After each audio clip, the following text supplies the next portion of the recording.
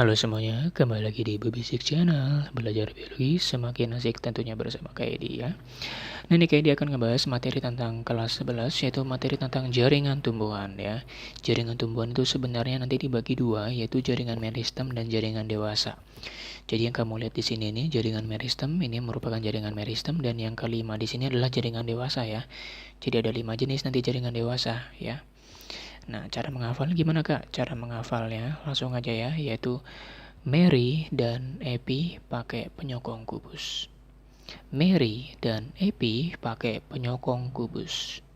Ibaratnya Mary dan Epi ini mungkin menggunakan suatu bangunan, membentuk suatu bangunan atau membangun sebuah bangunan dengan menggunakan bentuk kubus ya, kayak gitu. Nah, sebelum kakak Edi lanjut nih ya, kakak ingetin bagi kalian yang belum berlangganan di Bebisik Channel, yuk segera klik tombol subscribe-nya ya, dan berikan tombol like. Dan silakan nanti share video ini ke teman kamu, biar kamu dan teman kamu belajar bareng dan semakin pintar dalam materi biologi. Oke, kita masuk langsung. Meristem. Nih, kalau kamu belajar jaringan tumbuhan ini, kamu harus belajarnya itu adalah konsepnya ya. Jangan semua dipelajari, dipahami. Pusing kalian ya. Jadi harus kata-kata kuncinya ya, atau keywordnya ya. Nih langsung. Meristem. Meristem itu kata kuncinya adalah ya, dia merupakan jaringan yang kerjanya itu membelah terus ya. Jadi dia aktif membelah. Aktif membelah. Kalau dia aktif membelah berarti dia aktif, berarti hidup dia selnya ya kan. Gitu aja. Kalau dia aktif berarti dia hidup selnya gitu kan. Dan dia ukurannya kecil karena dia suka membelah, jadi dia belum belum gede udah membelah lagi gitu kan. Kan dia membelah terus, belum gede udah membelah, berarti ukurannya kecil. Ukurannya kecil dan sama, jadi sama-sama kecil. Dia dan teman-temannya sama-sama kecil dan ukurannya sama lagi ya, imut-imut gitu ya. Nah, itu kata kunci dari meristem ya. Dan nanti kalau kamu belajar meristem akan dijelaskan atau dipelajarin jenis-jenis dari meristem. Meristem dibagi berdasarkan dua, yaitu berdasarkan posisinya dan nanti berdasarkan asal usulnya. Kalau kita bilang berdasarkan posisinya, kita masuk yang pertama dulu ya. Kalau berdasarkan posisinya, nanti ada dibagi tiga nih ya. Yang pertama meristem apikal. Nah, meristem apikal ini kata kuncinya adalah dia letaknya di ujung, atau kalau kita bilang kayak arah pertumbuhannya itu vertikal ya. Yang kedua, nanti ada namanya meristem lateral. Kalau meristem lateral ini arah tumbuhnya kayak ke samping gitu. Jadi nanti ngomongin kambium nih pasti ya, ke samping atau horizontal, dan nanti lebih banyak ngomongin kambium. Dan yang ketiga adalah meristem interkalar. Interkalar ini kebanyakan terdapat pada ruas-ruas, contohnya kayak pada tebu, rumput ya, ruas atau nama lainnya nodus ya, N, pakai N bukan M. Nodus. Itu kalau berdasarkan posisinya, tapi kalau berdasarkan asal usulnya,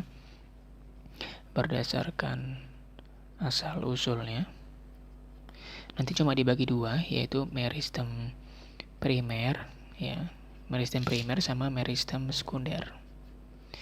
Primer sama sekunder. Jadi kalau meristem primer ya, kakak ke bawah dikit. Nah, itu dia. Biar kelihatan. Nah, gini. Meristem primer itu dia sebenarnya yang aktif banyak jaringan embrionik. Jadi kata kuncinya meristem primer itu sama kayak apikal. Jadi banyak sekali pertumbuhan-pertumbuhan yang arah letaknya di ujung, atau nanti arah pertumbuhannya vertikal. Kalau yang sekunder ini dia kata kuncinya berarti setelah primer dia mengalami yang namanya diferensiasi. Sebenarnya sekunder itu lanjutan dari primer ya. Contohnya apa? Kambium. Jadi sebenarnya kayak kalau kita ngebahas sekunder, kita sama kayak ngebahas siapa? Lateral gitu ya. Oke, nggak usah banyak-banyak. Nah, lanjut. Sekarang kita masuk ke yang kedua, epidermis. Epidermis, kalau kalian ketahuin, ingat epidermis itu apa yang kalian ingat pasti. Kalau kakak ingat ya, epidermis itu epi itu kan luar ya.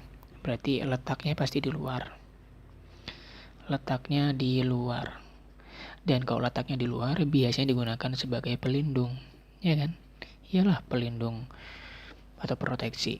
Dan kalau pelindung berarti dia punya ke kayak struktur yang sangat kokoh. Berarti di sini kakak bahasnya susunannya. Susunannya sangat rapat. Ya, jadi selnya itu sangat rapat dan dia merupakan sel-sel hidup. Gitu, udah konsepnya itu di luar. Berarti kalau di luar pelindung. Kalau melindungin berarti strukturnya harus rapat. Sel-selnya hidup. Gitu aja ya kan. Lanjut, nanti yang namanya epidermis nanti lebih banyak membahas yang namanya derivat. Derivat itu kayak apa namanya? Kayak modifikasi ya. Jadi kayak modifikasi epidermis. Nanti ada siapa aja kak? Nah kita bahas yuk di sini. Nanti derivat epidermis nanti ada kakak spidol merah ya, biar warna-warni, biar kamu nggak bosan lihat tulisannya. Yang pertama ada stomata. Stomata ini nama lain mulut daun ya, mulut daun pengaturan. Sorry nggak kakak tulis ya untuk penjelasannya, cuma dengerin aja, karena pendek-pendek semuanya. Stomata itu mulut daun, fungsinya pengaturan keluar masuk gas maupun air ya, atau H2O. Itu stomata. Yang kedua ada lentisel. Kalau lentisel ini dia sebenarnya kayak stomata, kayak lubang-lubang gitu, cuman kalau lentisel ini dia letaknya di batang ya. Jadi kakak tuliskan di sini kalau ini di batang, kalau ini di daun, sama-sama mulut kayak celah gitu. Cuman nggak semua batang itu punya lentisel ya. Kalau yang punya lentisel misal kayaknya contohnya kayak bakau atau mangrove gitu ya. Mangrove atau bakau. Dan yang ketiga nanti ada namanya trikoma. Trikoma ini kata kuncinya kayak tonjolan gitu. Kayak tonjolan-tonjolan. Kayak semi-semi duri. Kalau kamu pernah lihat daun, itu kayak daunnya kayak kasar, kayak punya serabut-serabut gitu. Itu namanya trikoma. Kan ada daun yang lembut sama daun yang kayak kasar-kasar gitu kan. Yang kasar-kasar itu kayak ada tonjolan kecil-kecil. Itu namanya trikoma.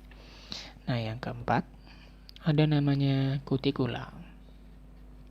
Kutikula. Ini kalau kutikula kata kuncinya lilin. Jadi dia itu merupakan kayak ada lapisan lilin. Lapisan lilin yang melindungi permukaan daun. Nanti fungsinya mengurangi transpirasi atau mengurangi penguapan daun. Dan yang kelima masih ada lagi namanya sel kipas. Sel kipas. Kipas itu bentuknya apa? Bentuknya kipas kayak digulung-gulung gitu kan. Iya, dia merupakan kayak gulungan-gulungan. Nah, yang poin 3, 4, 5 itu fungsinya adalah menghambat atau mengurangi proses kehilangan air atau namanya transpirasi atau penguapan. Jadi, nomor 3, 4, 5 fungsinya untuk mengurangi penguapan. Masih ada lagi, namanya adalah spina. Nomor 6 ya. Masih ada lagi, namanya spina. Spina ini nama lainnya apa? Duri, iya betul duri. Nah duri ini fungsinya untuk melindungi tumbuhan tadi dari hewan. Contohnya siapa? Contohnya kaktus ya. Jadi kaktus itu membuat proteksi pelindungan bagi dirinya dengan cara memiliki modifikasi atau derivat epidermis berupa spina ya. Oke, selesai deh epidermis. Sekarang kita masuk yang mana nih? Kita masuk yang parenkim. Tuh udah selesai tuh 2. Kita lihat lagi ya. Lanjut yang ketiga. Meristem udah, epidermis udah. Sekarang kita ke parenkim. Nah parenkim kata kuncinya adalah dia merupakan jaringan dasar. Nama lainnya itu jaringan dasar kalau parenkim. Kalau jaringan dasar berarti ada di mana-mana ya, ada di mana-mana.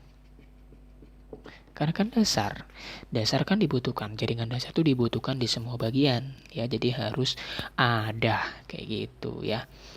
Nah jaringan parenkim ini ciri khasnya lagi adalah dia punya banyak vakuola, kata kuncinya ya, dia itu banyak vakuolanya.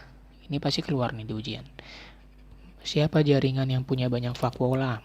Sering tuh kata kuncinya, banyak vakuola. Selain dia punya banyak vakuola, nanti dia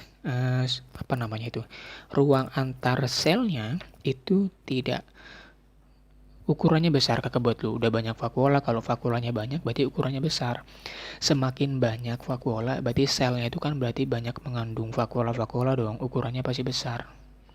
Ukuran jaringan parenkim ini sel-selnya itu besar ya, karena vakuolanya banyak. Vakuola kan ingat, vakuola itu mengisi hampir sekian persen dari satu sel tumbuhan ya, ukurannya besar, dan nanti ruang antar selnya luas, apa bahasa lebih enak ya, ruang antar selnya tidak rapat. Nah gitu aja enaknya, ruang antar sel tidak rapat. Nah ini juga sama, nanti kalau ngebahas parenkim nanti kamu akan banyak ngebahas yang namanya jenis-jenis parenkim. Ingat, parenkim itu udah ada ciri-cirinya di sana. Parenkim itu jaringannya hidup ya, atau sel-selnya itu hidup. Nah nanti banyak jenis-jenisnya. Kalau yang fotosintesis ini paling banyak dibahas sih. Yang pertama jenis-jenisnya ya, namanya klorenkim. Klorenkim, ingat nama lainnya itu parenkim makanan. Ini nanti di sini ada parenkim palisade, kakak singkat ya, parenkim palisade sama parenkim spons. Itu di daun. Kemudian ada lagi namanya aerenkim. Kalau aerenkim itu nama lainnya adalah parenkim udara ya. Jadi aero udara kan, parenkim udara. Contohnya ngebuat tanaman itu menjadi mengambang di atas air. Contohnya tanaman teratai ya. Kemudian ada lagi nih, ada fungsinya untuk menyimpan air. Jadi parenkim air ya. Jadi penyimpan air. Fungsinya banyak nih untuk menyimpan air. Contohnya pada tanaman xerophyt. Ingat, xerophyt itu tanaman yang hidup di daerah panas kayak kaktus. Dia fungsinya banyak, yaitu menyimpan air. Kemudian ada lagi untuk menyimpan cadangan makanan ya, banyak sih sebenarnya. Penyimpan cadangan makanan. Di sini ya kakak tulisnya, cadangan makanan. Contohnya pada siapa kak yang cadangan makanan? Kalau yang cadangan makanan, contohnya kayak si wortel kan? Iya, wortel pada akar. Ya, itu kan juga kategorinya adalah parenkim. Wortel. Nah itu. Lanjut, sekarang kita masuk ke bagian yang namanya siapa sekarang? Penyokong. Nah penyokong ini kalau nggak salah itu banyak ya. Jadi kemungkinan ini videonya akan kakak bagi 2 part ya. Untuk part 1 itu sampai di sini. Silakan kalian tonton untuk part 2-nya di video setelah ini. Ya, bye bye.